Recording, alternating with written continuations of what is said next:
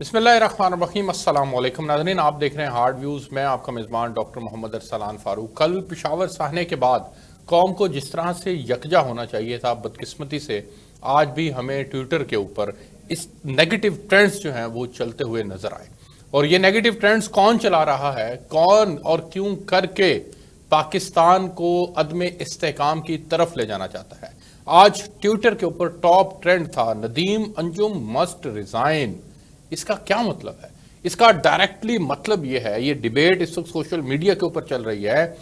कि पाकिस्तान में जो मौजूदा दहशतगर्दी हो रही है उसके पीछे फौज है, उसके पीछे ISI है। ये वाज़िया इशारा है और यही बहस सोशल मीडिया के ऊपर हो रही है। ये कौन करवा रहा है, इसके पीछे इस बहस का मकसद क्या बताया जा रहा है? वो मकसद ये बताया जा रहा है कि आम इंतखाबात में ताखीर के लिए ये तमाम ढोंग रचाया जा रहा है। अब कोई पूछे इनसे कि खुदारा पाकिस्तान को अदम इस्तेहकाम का शिकार करने के लिए क्या खुफिया एजेंसियां अपने ही लोगों को मरवाएंगी, तो मुझे तो लोग जिनका ये नजरिया है, मुझे वो लोग बेवकूफ कहेंगे कि इस बेवकूफ को पता ही नहीं है, एजेंसियां यही कुछ करती हैं। लेकिन मैं आपसे मुखातिब हूं और आपसे बात कर रहा हूं कि पाकिस्तान की कौम ये इतनी इमेच्योर क्यों हो गई, उसका अपने अदारों के ऊपर एतमाद क्यों नहीं रहा, क्यों करके और किसी और के एजेंडे के ऊपर चलते हुए हम अपने अदारों को ना सिर्फ मुतनाज़ा कर रहे हैं बल्कि उनके खिलाफ एक नफरत भी कौम के अंदर हम जो है वो पैदा करने की कोशिश कर रहे हैं। क्यों करके हम अपने फासले, कौम के फासले जो हैं वो अदारों के साथ बढ़ाते चले जा रहे हैं। इसके ऊपर हमें सोचना होगा, हमें देखना होगा कि खुदारा ये कौन है जो इस एजेंडे के ऊपर है, कौन है जो 5th जनरेशन वॉरफेयर का हिस्सा बन गया है, कौन है जो ये हम पाकिस्तान के अंदर नफरत फैलाने का सामान कर रहा है, कौन ट्विटर के ऊपर ये ट्रेंड्स चलवाता है और कौन ट्विटर के ऊपर इन ट्रेंड्स को हवा देता है और फिर पीछे से हट जाता है। ये एजेंसियों को सब पता है। लेकिन खुदारा आप किसी भी सियासी जमात से ताल्लुक रखते हों, आपको उस बहस में नहीं पढ़ना चाहिए जिस बहस का आप के अंदर पढ़ने से आप पाकिस्तान का नुकसान करें। आप अपने अदारों को मुतनाज़ा बनाएंगे और फिर फासले बढ़ाने का में आप अपना किरदार अदा करेंगे तो यकीनन फिर उससे अल्टीमेटली आपका अपना नुकसान भी होगा। मैं एक बार फिर रिक्वेस्ट करूंगा, सोशल मीडिया हैंडलर से ये बात कर रहा हूं मैं कि खुदारा इस तरह के ट्रेंड्स को मत चलाया जाए। ये ऐसे खौफनाक ट्रेंड्स चलाने का बुनियादी तौर पर जो सबसे बड़ा बेनिफिशरी हो सकता है वो दुश्मन मुल्क की एजेंसियां हो सकती हैं, ना कि आप जो ये सोच रहे हैं कि हमने तो इंतखाबात में जाना था, ये दहशतगर्दी कहां से जन्म ले ली। ये बात पाकिस्तानियों को किसी सूरत भी सूट नहीं करती। और मैं फिर यहाँ पर एक इंतहाई जो है वो जिम्मेदार शख्स होने की हैसियत से आपके साथ ये बात कर रहा हूँ कि हमारी एजेंसियाँ ऐसे घिनौने काम के अंदर मुब्तला नहीं होती कि ये इतना घिनौना फेल कि एक मस्जिद के अंदर नमाज दौरान नमाज कोई आए और आकर के वो अपने आप को धमाके से उड़ा दे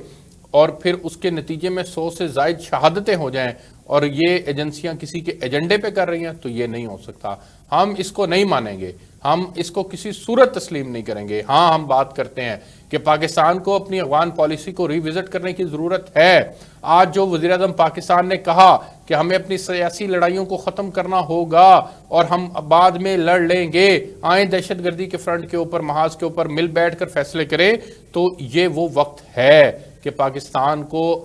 जो है वो यकजहती की ज़रूरत है। पाकिस्तान को उन पॉलिसीज़ को रिविजिट करने की ज़रूरत है। मैं ये नहीं कहता कि सब दूध के धुले हैं, फ़ौज भी गलतियां करती होगी, ISI भी गलतियां करती होगी, लेकिन सियासी जमातें भी गलतियां करती हैं। हमें आज पार्लियामेंट के फोरम से जो है वो बैठकर फैसले करने की ज़रूरत है। ये बात तय करने की ज़रूरत है कि कहाँ कहाँ हमें ट्रुथ कमीशन बना देना चाहिए और हमें ये तय कर लेना चाहिए, इस बात के ऊपर गौर हमें 100% करना चाहिए کہ ہم سے ماضی کے اندر کہاں کہاں پر غلطیاں ہوئی ہیں، اور ان غلطیوں کا ادراک جب ہمیں ہو جائے گا، ہمیں احساس ہو جائے گا کہ ہاں ہم یہاں پر غلطیاں کرتے رہے ہیں، تو یقیناً پھر پاکستان کو مسائل سے نکالنے کے اندر ہمیں 100% مدد ملے گی۔ اور یہ نہیں ہو سکتا کہ ہم یہ کہتے رہیں کہ جی ہم نے تو ماضی کے اندر اگر ریکنسلیشن کی بات کی تھی تو وہ بھی ٹھیک تھی، اگر ہم نے آج ان کے ساتھ لڑائی کی بات کی ہے تو وہ بھی ٹھیک ہے، تو یہ نہیں ہو سکتا، یا آپ اس وقت ٹھیک تھے یا آپ آج ٹھیک ہیں۔ اور ان وجوہات کو بھی دیکھنے کی ضرورت ہے کہ کیوں کر کے یہ دہشت گردی پھر سے پنپ رہی ہے۔ یہ تو ایک واقعہ ہمیں یہاں رپورٹ ہو گیا، اور اس ایک واقعے کی رپورٹ ہونے کی وجہ یہ تھی کہ وہ اس کا والیوم بہت بڑا تھا اور اس کی سینٹیٹی بہت زیادہ تھی، لیکن اس طرح کے واقعات تو روزانہ ہو رہے ہیں، روزانہ بلوچستان کے اندر اور روزانہ KPK کے اندر اس طرح کے ایک واقعات ہو رہے ہیں، اور ہمارے جوان شہید ہو رہے ہیں۔ تو جب ہمارے جوان شہید ہو رہے ہیں اور ہم اپنے وسائل کو ضائع کر رہے ہیں، اور پھر مین سٹریم میڈیا کا مزاج کچھ اور ہے، وہ مین سٹریم میڈیا جو ہے وہ سیاست کے اندر جو ہے وہ زیادہ انوالو ہو چکا ہے، اس کو عمران خان صاحب سے متعلق خبر کو چڑھانا زیادہ سوٹ کرتا ہے، نہ کہ اس کو کوئی اور خبر جو ہے